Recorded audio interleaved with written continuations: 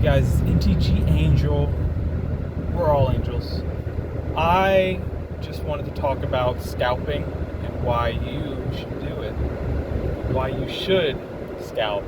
Yes, give in to scalping.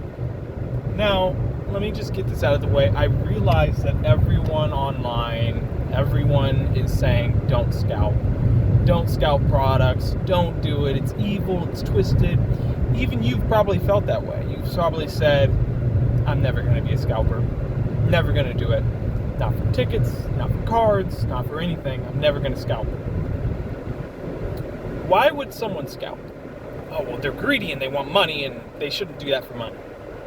Well, I get that, but people do a lot of things for money, you know? They'll work a 9 to 5 their whole lives. They'll throw away countless hours. They'll work dead-end jobs, horrible jobs, $9 an hour, $8 an hour, $10, $15, $20 an hour jobs, maybe getting nowhere, struggling for their whole life. What if you could get a little extra out of your money, a little more juice out of the squeeze? And that's kind of how I see the way that I'm going to call it scalping, the way that I personally buy and sell my products. And I'm not the only one that does this. In fact, I think a lot of people who say they hate scalpers scalp in a lot of ways. Maybe it's not waiting in line at Target, punching kids in the line of Costco trying to get prismatic evolutions. Maybe it isn't buying tickets to resell or, buying way more than you expect. Maybe it's not as methodical as someone who's been scalping for their whole life, but you might do it. You might buy 1 or 2 extra because someone wants that item. You might buy an extra something and say, you know what, in the future, this is going to cover whatever else other thing it is. Or maybe you're just buying an extra for a friend or two. Is that not scalping? Just maybe because you're not selling it to yourself. Maybe it's because you're giving it to a friend and help them out. But you're taking more than your fair share. And you have intentions for them. It might be to give to someone that you know, or to give that value to someone else. But that's kind of the same thing that scalpers are doing. The only thing is, they've almost accepted it. They've said, you know what, I'm just going to do this thing. I know no one likes that I'm doing this thing. I'm just going to do it anyways. I'm going to benefit. I'm going to take it for myself. I'm going to take the prize that's right in front of me. I'm going to take the cookie. I'm going to take another cookie out of the cookie jar, even though it said take one only. And what I'm telling you to do is, at least for TCGs, scalp. Why would I say to scalp? Well, for one, a lot of these products, they get more than one print run. A lot of these Pokemon products get more than one print run. Now, I'm not saying all of it, but what happens is the company needs that feedback to know how many to order. There's no hard limit. They don't expect that everyone's just going to open one booster pack and be like, I'm done with my Pokemon for the day. Or like one booster pack per sale, and then, they order a booster box and they're splitting that box. No, they don't expect that. They expect most of these people, they're actually opening more than one booster box. Or maybe they're buying one to keep for the future and they're opening one. Or maybe they're buying a lot. There's a lot of whales. There's a lot of people pumping money into some of this stuff, more than their fair share. And maybe you don't even know this, but at concerts or some of these events like Olympics, there are people who buy out multiple rows just because they don't want anyone to sit next to them. Now, you might not like that, but it happens all the time. The only difference is when it's you, you're not going to tell anyone. You're not even going to tell yourself a lot of times. You're going to tell yourself a different story. So, at this point, maybe I've either pissed you off, you've left a comment, and you've left, or maybe you don't agree, but you're listening on just to see maybe I'm making a point, maybe you're on the fence, whatever it might be, or maybe you already kind of accepted this, and maybe you're on that side of like the silent scalper. I'm going to call it the silent scalper. Because a lot of times I'll talk to people about, hey, you should just buy extra of the product. Buy it and make the rest of the product free, sell it back into the market. Buy 2, sell 1, make it free. And a lot of times people will admittedly, I won't even have to say that. They'll do it themselves. They'll be like, yeah, I bought an extra because, I just bought one extra because maybe it'll be worth something, but, I didn't want to buy too much because I don't want to be a scalper. And it's like, what are you guys talking? What is happening?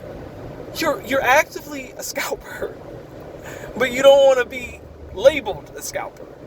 So what I think is happening is there's this almost internet, there's two things happening. There's people talking and putting that out there on the internet, but they're not actually holding true to those words. So it puts a narrative out that it puts like almost rules for the road that most people aren't really upholding, but it's almost like a punching bag excuse when something goes wrong. For instance, a lot of times you'll see these like scalper videos at like Walmart or whatever it is, and you will see the people who are harassing the scalpers know a lot about scalping. They know the exact frequency of how these machines work. They probably have checked the machines too every so often, and they'll buy whatever's in there. Maybe they didn't even really want it. They just buy it. They're like, oh, it's gonna someone else is gonna buy. I'm buying it. So you alone are contributing to the problem. Now, what you do with these items, I don't really know. Some people will open it. Some people will throw away cards. Like, I've seen that. They will go for the hit. I would say gambling is almost worse than scalping. Some of these people are gambling, trying to make their money back, and that's all they're really doing is they're just going straight for the dollar signs. They're saying, you know what, if I bust this pack open, I might get a big hit, and then I'm going to sell it, and then I'm going to be done. That is way worse than what scalpers are doing. Well, not all scalpers, but a lot of people, because what you're doing is you're pretty much treating this thing as a lottery ticket. You're not even giving it the respect it needs as like an item that could be like a financial asset. You're treating this thing as like a lottery ticket. So what I'm declaring, and this is really what I'm getting to, maybe I'm speaking some sense, let me know. Maybe I'm all over the place. Let me know what you're thinking. Let me know if you're a silent scalper in the comments. I'll say I am one. A lot of times I've been in parties or conversations, and people will kind of ask like what I do on the side, or a little bit about different things, and I'll hold off on declaring, yeah, I buy to resell trading cards. Like, a lot of people aren't ready for that conversation. They have a stigma already from online. So anyways, what I'm telling you to do is this. If you are a fan of Magic the Gathering, Pokemon, One Piece, Lorcana, Yu-Gi-Oh!, any of these games, I highly encourage you not just to buy one, but if, let's say you only want to open one right now, perhaps buy a second. And maybe you like a product, go back and buy it on the open market. And just put it in your closet. Just do that. Just that's it. And wait a year or two or three, and see what happens. See how you feel. Maybe you will change your mind. What I'm talking about is being smart with your purchases. Looking out for yourself. Looking out for your own financial life.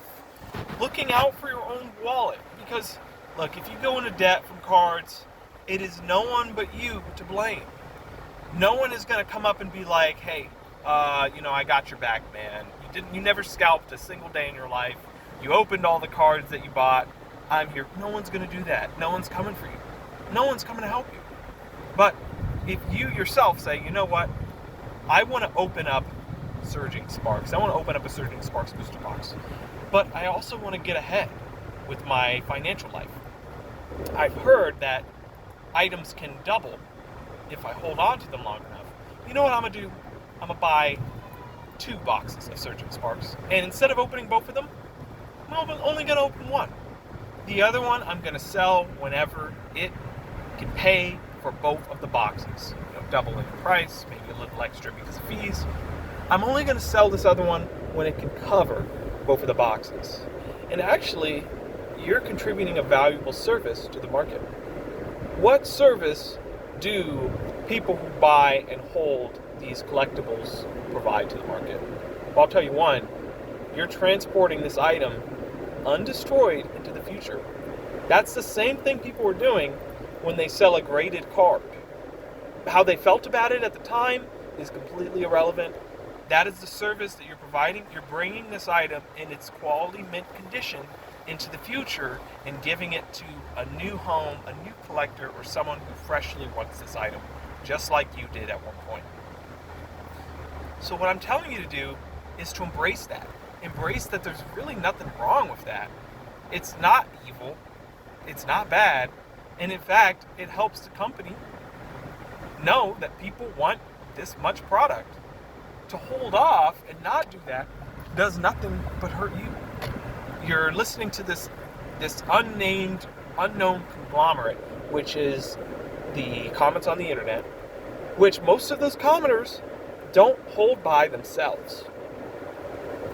So that's really it, guys. I think when it comes to the scalping topic, I think you need to just go the other way and say, I will be a scalper. I'll try it. I'm going to scalp one item. It doesn't have to be the hottest, biggest, most expensive, most crazy drop. A lot of things that I like to buy and resell into the future are items that were sitting on clearance. These are items that are heavily discounted or unloved by the market. For instance, I was buying Lord of the Rings Elven Council deluxe boxes from Costco. They were left on the shelves for their entire life of the product being there.